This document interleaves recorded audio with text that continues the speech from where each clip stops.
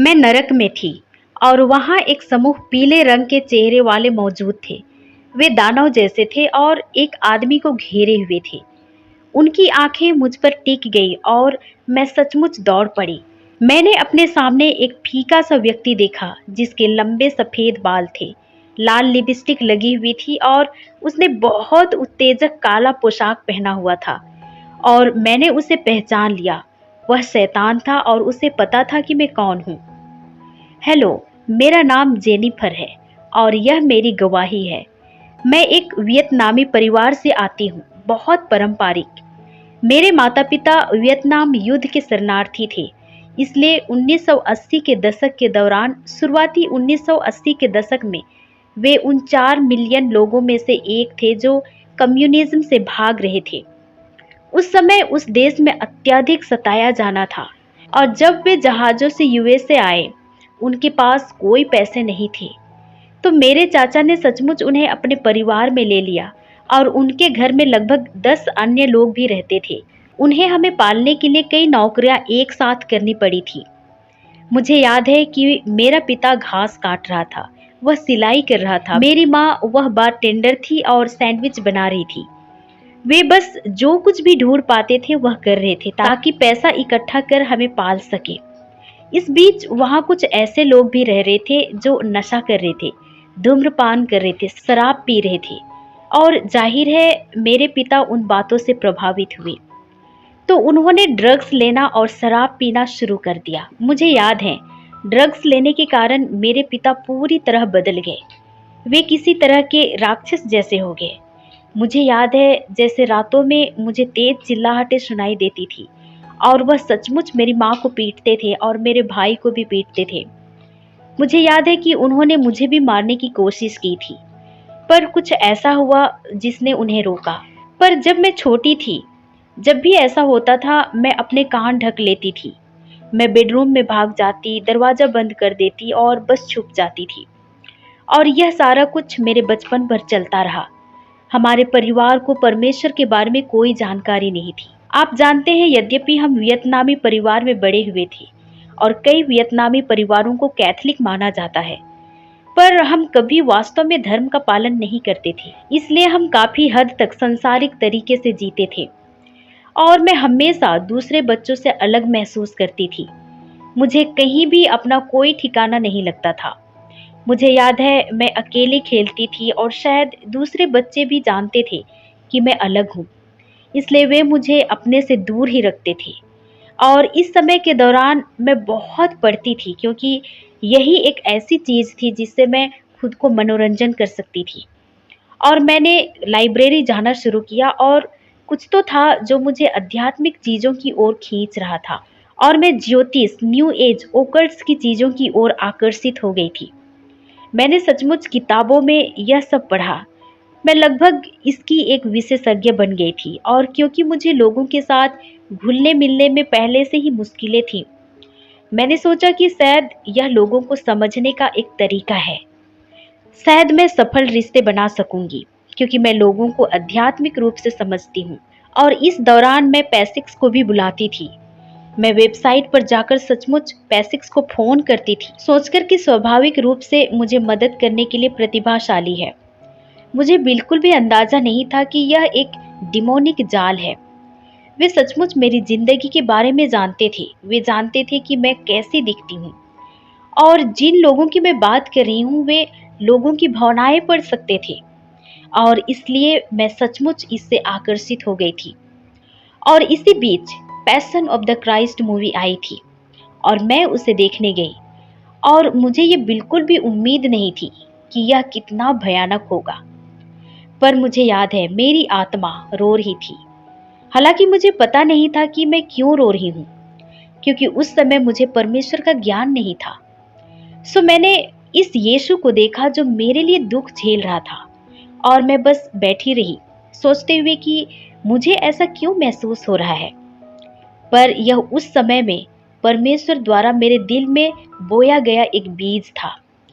उसके बाद मुझे याद है कि मैं कॉलेज भी ढूंढ रही थी क्योंकि उस समय मेरी उम्र लगभग 17 या 18 थी और लिबर्टी ने मेरा ध्यान खींचा और मैंने उसके बारे में जानकारी ली।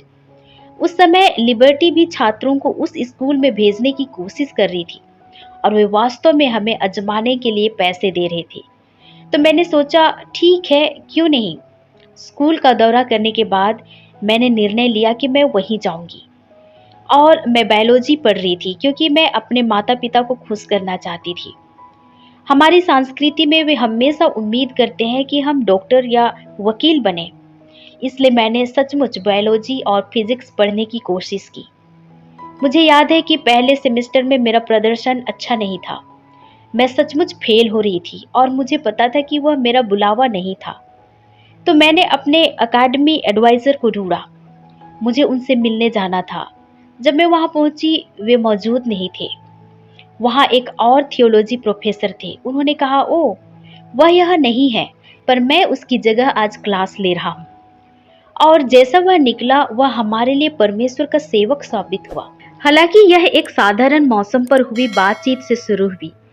फिर यह इस बात पर आ गया कि मैं लिबर्टी कैसे पहुंची, और उन्होंने जाना कि मेरी मसीह यीशु के साथ कोई संबंध नहीं था। तो उन्होंने मुझे सचमुच थियोलॉजी की एक पाठ पढ़ाई। उन्होंने कृपा और उद्धार की बात की। वे चीजों को समझाने में अद्भुत थे और अंत में उन्होंने मुझसे पूछा, क्या तुम मसीह को अपने दिल में स्वीकार करना चाहोगी? और मैंने कहा हाँ, और हमने साथ में प्रार्थना भी की। और उस रात जब मैं सोने गई, वह बस एक सामान्य रात जैसा था। पर जब मैं झपकी ले रही थी, मुझे याद है कि मुझे एक दर्शन में ले जाया गया। यह इतना अंधेरा था कि मैं खुद को भी नहीं देख पा रही थी।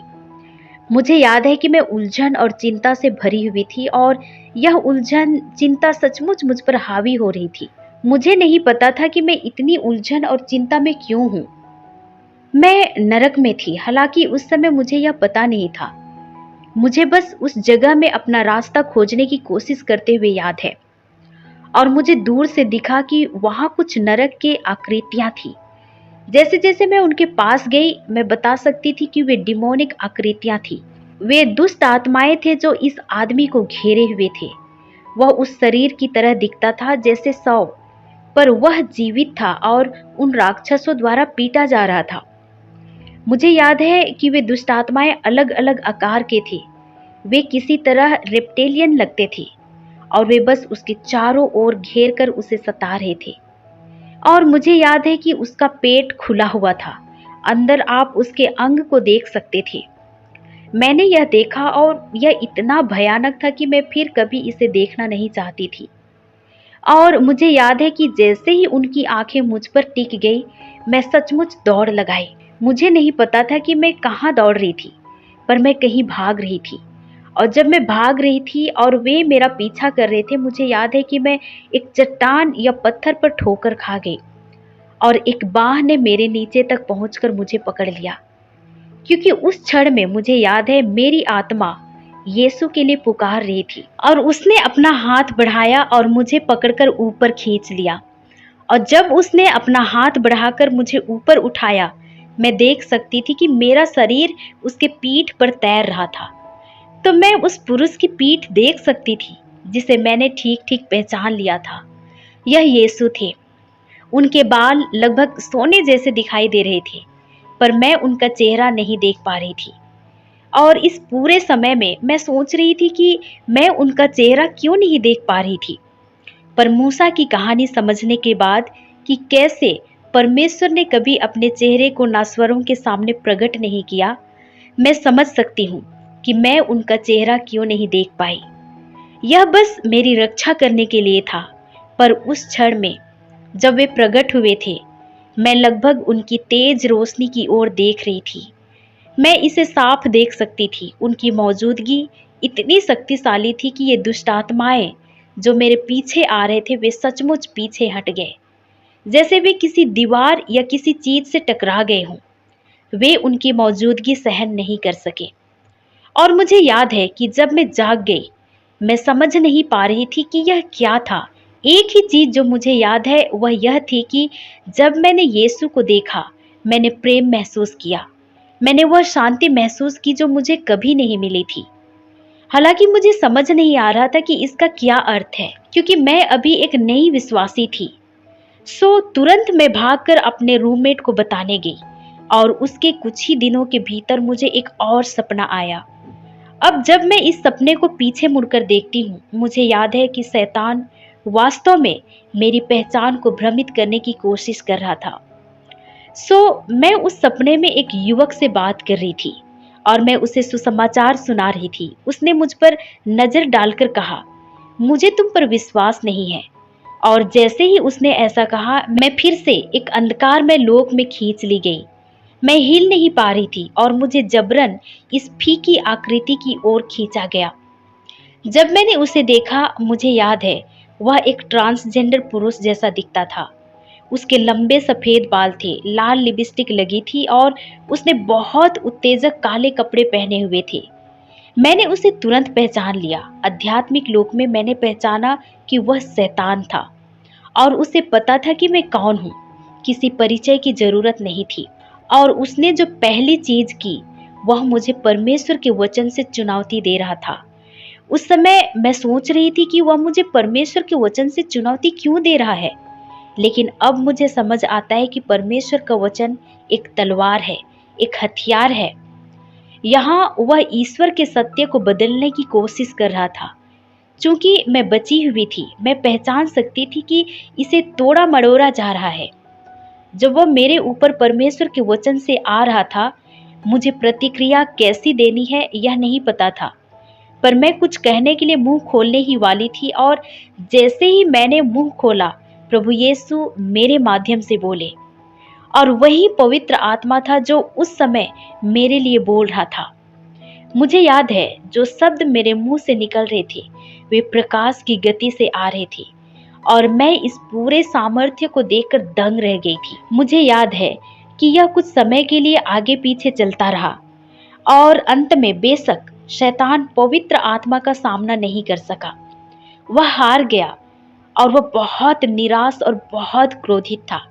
मुझे याद है कि जब उसने अपना मुंह खोला, एक सांप उसके मुंह से रेंगते हुए निकला और उसने मुझे काटने की कोशिश की और जैसे ही उसने काटने की कोशिश की, मैं जाग गई। इन दोनों घटनाओं के बाद मुझे नहीं पता था कि कैसे प्रतिक्रिया दूं, खासकर एक नए विश्वासी होने के नाते। यह सब आध्यात्मिक युद्ध जैसा था। यह बहुत डरावना था। मैं सचमुच नहीं जानती थी कि इसका क्या मतलब है। मुझे डर था कि अगर मैं लोगों को बताऊंगी तो वे मुझे पागल समझेंगे। इसलिए इतने सालों तक ये सपने के सपने ही रह गए और मैं सोचने लगी कि शायद मैं यह सब सिर्फ कल्पना कर रही थी। खासकर कॉलेज छोड़ने के बाद मुझे याद है कि मैं अन्य ईसाइयों से बहुत कम संपर्क में रही और इसलिए मेरी आस्था धीरे धीरे कम होती चली गई। यह धीरे धीरे बाहर निकलने की प्रक्रिया थी और मुझे याद है कि इस दौरान घर लौटने पर मैं गलत दोस्तों, गलत लोगों में फंस गई। मैं पार्टी करने लगी, हम शराब पीते थे। मेरे पड़ोसी भी शराबी थे तो जाहिर है मैंने उनसे पीना सीख लिया और जब भी हम बाहर घूमना चाहते थे मैं पीती थी और मुझे लगता है यह सिर्फ तनाव कम करने का चक्र बन गया और यह एक जाल भी बन गया। इस समय में पुरुष मेरा फायदा उठाते थे क्योंकि उन्हें पता था कि मैं स्वीकार किए जाने की चाह रखती हूँ, क्योंकि मुझे अपने माता पिता से वह प्रेम नहीं मिला था और मेरे पास अस्वीकार का इतिहास भी था। मैं प्यार और स्वीकार किए जाने का अनुभव चाहती थी, इसलिए मैं उन्हें सीमाएं लांघने देती थी और मैं सोचती थी कि यदि मैं उन्हें प्यार दूंगी तो वे भी मुझे प्यार लौटाएंगे, पर ऐसा नहीं होता और मैं जहरीले रिश्तों में फंसी रही। मैं अपनी चिंता कम करने के लिए शराब पीती थी। मुझे याद है कि रात भर ऐसे पल आते थे जब मैं इतनी घबराई होती थी कि मुझे नींद नहीं आती थी। मैं बहुत डरती रहती थी। मुझे ऐसा लगता था कि मेरे सिर में आवाजें कहती है कि तुम कुछ भी नहीं हो, ये दुनिया तुम्हारे बिना बेहतर होगी। और मैं बस बैठकर अपने जीवन को खत्म करने के बारे में सोचती थी, पर मेरे अंदर डर भी था। उस समय मुझे याद है कि मेरे मन में एक सोच थी कि शायद मुझे चर्च वापस जाना चाहिए, शायद मुझे दोबारा प्रार्थना शुरू करनी चाहिए, पर कुछ चीज मुझे उससे रोक रही थी। उस समय मैं परमेश्वर की आवाज सुन नहीं पा रही थी। मुझे अंततः निर्णय लेना पड़ा कि मैं चर्च वापस जाऊंगी और यह लगभग 20 साल बाद की बात थी। हालांकि मैं कुछ बार चर्च गई थी, पर मैंने कभी अपना जीवन पूरी तरह से परमेश्वर को समर्पित नहीं किया था। मुझे याद है कि मैंने चर्चों की तलाश की और एक विशेष चर्च मिला, वन सिटी चर्च, और वह मेरे घर के काफ़ी नज़दीक था। मैंने सोचा ठीक है, उनके पास दोपहर की सर्विस है तो मैं वहाँ जाऊँगी। जब मैं पहली बार उस चर्च में पहुंची, हवा इतनी घनी थी और मैं पवित्र आत्मा की मौजूदगी से अभिभूत हो गई। और मैं पिछली सीट पर बैठ गई क्योंकि मैं किसी का ध्यान आकर्षित नहीं करना चाहती थी। उस दिन पास्टर योना के बारे में बोल रहे थे। अगर आप योना की कहानी जानते हैं तो उसे परमेश्वर ने एक काम सौंपा था, पर वह भाग गया। वह उस बुलाहट से भागा जो परमेश्वर ने उसे दी थी, और मैं बस वहां बैठी रही। पवित्र आत्मा के संदेश से प्रभावित होकर मेरा दिल ढह गया और मैंने कहा, ओ परमेश्वर, मैं इन वर्षों में तुमसे भागती रही। ये मैंने क्या कर दिया? इन वर्षों में मैंने क्या किया? क्या मैंने उस आशीर्वाद को खो दिया जो तूने मुझे दिया था? इस तरह मैं बस वहां बैठी हुई पछतावा करने लगी। लेकिन इस दौरान मुझे याद है प्रभु यीशु ने अपने शब्द मुझसे कहे। उन्होंने कहा, अभी देर नहीं हुई है। मैं इन सब वर्षों से तुम्हारा इंतजार कर रहा था।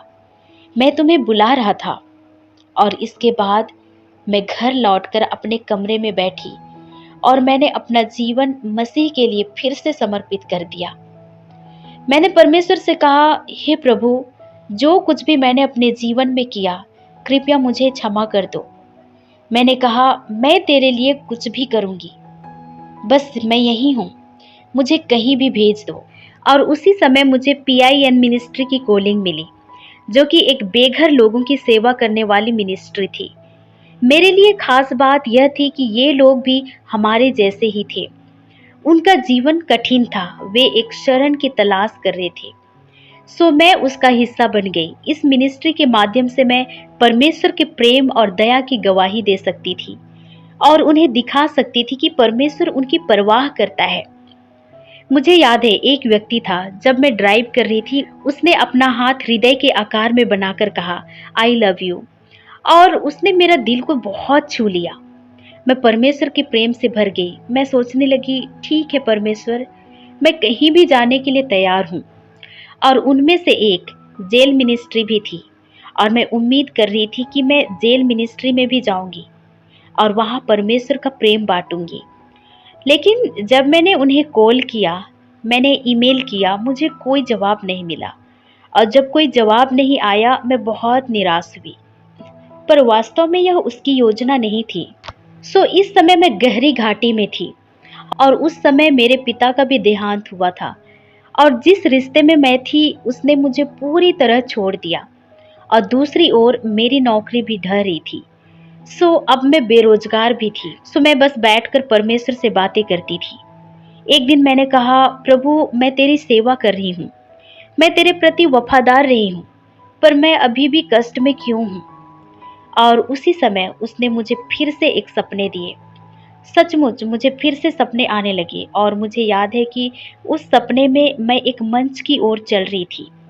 जैसे मैं मंच की बनावट को महसूस कर सकती थी। वन सिटी चर्च के एक वर्शिप लीडर ने अपने हाथ मेरे कंधे पर रखा और मेरे लिए प्रार्थना करने लगे। और मुझे अन्य सपने भी आने लगे जिनमें हमारी वर्शिप टीम साथ में प्रार्थना कर रही थी। तो मैंने अपने मन में सोचा, ठीक है, शायद परमेश्वर चाहते हैं कि मैं वर्शिप टीम में शामिल हूँ। जब मैंने ऑडिशन दिया और मैं टीम में चुनी गई, लगभग 1 महीने बाद हम एक स्टडी कर रहे थे जिसका नाम था secrets of the secret place.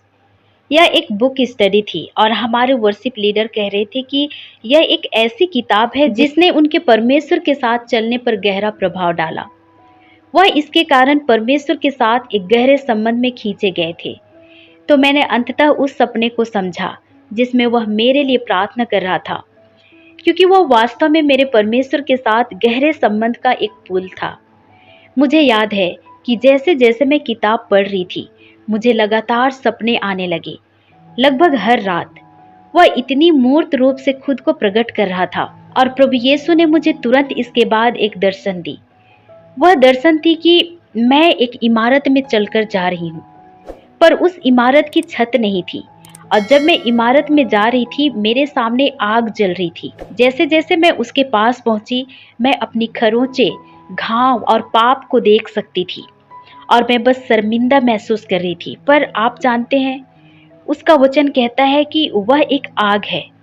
यह किसी भी अशुद्ध, अपवित्र और असामर्थ्य वाली चीज को जला देगा। और मैंने बैठकर उन चीजों के बारे में सोचा जो मैंने की थी और जो अशुद्ध या अपवित्र थी।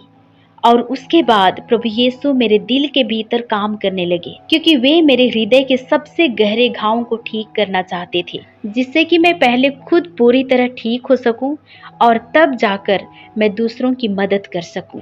और इस दौरान एक और दर्शन जो मुझे तुरंत इसके बाद मिली, वह थी कि मैं अपने आप को एक बाथ टब में डुबो रही थी और वह बाथ टब साफ पानी से भरा था और इसके माध्यम से मैं पवित्र आत्मा से बपतिस्मा ले रही थी, फिर ऊपर उभर रही थी और मैंने एक रक्त से भरी नदी भी देखी।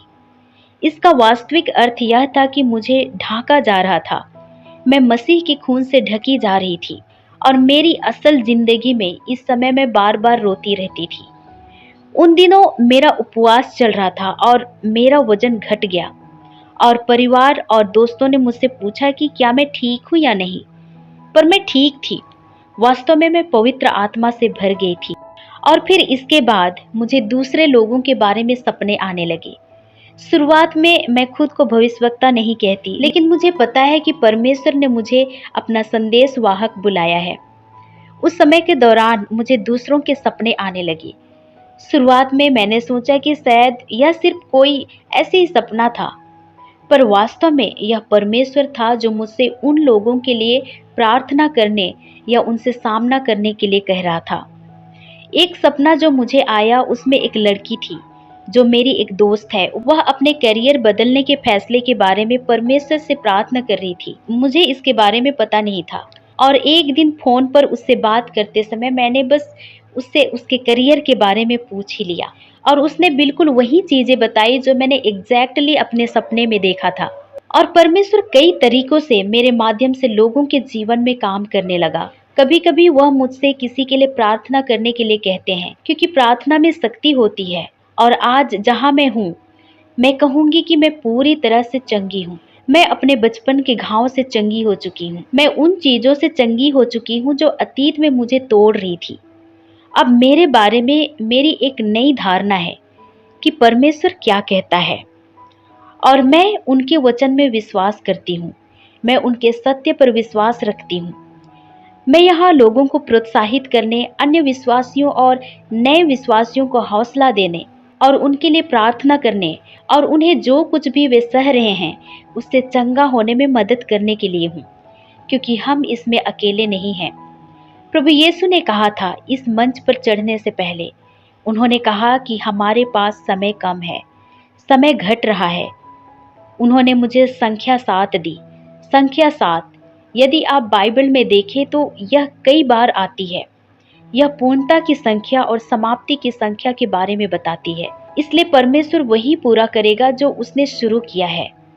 और मुझे याद है कि उन्होंने कहा था कि वचन को बाहर जाना चाहिए। तुम्हें दुनिया की चीजें अभी के लिए अपने सांसारिक करियर को एक तरफ रखना होगा, ताकि तुम सुसमाचार को प्रचार कर सको, सत्य को प्रचार कर सको, इससे पहले कि बहुत देर हो जाए। और जैसे ही मैं इस सेवकाई में लगी, दुष्ट आत्मा ने मुझे सचमुच हमला किया। और यदि हम दुष्ट आत्मा की प्रकृति को समझे तो वे बहुत कपटी होते हैं। वे बहुत चालबाजी से हम पर आक्रमण करते हैं, क्योंकि मेरा मानना है कि कुछ दुष्ट आत्माएं व्यक्तिगत रूप से हमारी ओर नियुक्त होते हैं। हर दुष्ट आत्मा मानो किसी विशेष चीज में निपुण होता है। मेरी जो जानकारी है उससे मुझे ऐसे दुष्ट आत्मा ने ग्रसित किया था जो भावनात्मक, मानसिक और शारीरिक रोगों को बढ़ाते हैं। तो मैं सचमुच सोचती थी कि मैं सारा समय किसी मानसिक बीमारी से पीड़ित हूँ, पर भले ही वह पहले था, अब मैं पूरी तरह से चंगी हो चुकी हूँ। पर मैं ये बता सकती हूँ कि ठीक उसके बाद वहाँ एक ऐसा दुष्ट आत्मा था जो बस बैकग्राउंड में था। एक दिन मैं एक कमरे में थी और अचानक एक आदमी ने मुझे जमीन पर दबा दिया और मैंने पहचाना कि वह एक दुष्ट आत्मा था। उसका चेहरा सचमुच 6 बार तक बदल गया और वह बस मेरी गर्दन तोड़ने की कोशिश कर रहा था। उसने मेरी गर्दन पर ऐसा दबाव डाला कि अगर उसने और ज्यादा दबाया तो मेरी गर्दन टूट जाती। तो वह मेरी परमेश्वर से जुड़ाव तोड़ने की कोशिश कर रहा था। पर मैंने फिर से उसे प्रभु यीशु के नाम से डांटा कि वह मेरे ऊपर कोई शक्ति नहीं रखता, क्योंकि मुझे मेरे पास परमेश्वर का प्रेम है। मैं बचाई गई हूँ, मुझे शुद्ध किया गया है, मैं उससे डरती नहीं हूँ। और इसके बाद उसने मुझे छोड़ दिया। मैं सिर्फ आपको याद दिलाना चाहती हूँ कि अगर आप अपनी लत में जूझ रहे हैं, अगर आप अपने पाप से जूझ रहे हैं, या जो भी चीज आपके साथ संघर्ष कर रही है, बस उसे परमेश्वर को सौंप दें। बस उन्हें समर्पण कर दीजिए, क्योंकि वही एकमात्र रास्ता है जिससे वह आपके अंदर काम कर सकता है। वह स्वयं को आपके सामने प्रकट कर सकता है। मैं प्रार्थना करती हूँ कि आप सब कुछ उसे समर्पित कर देंगे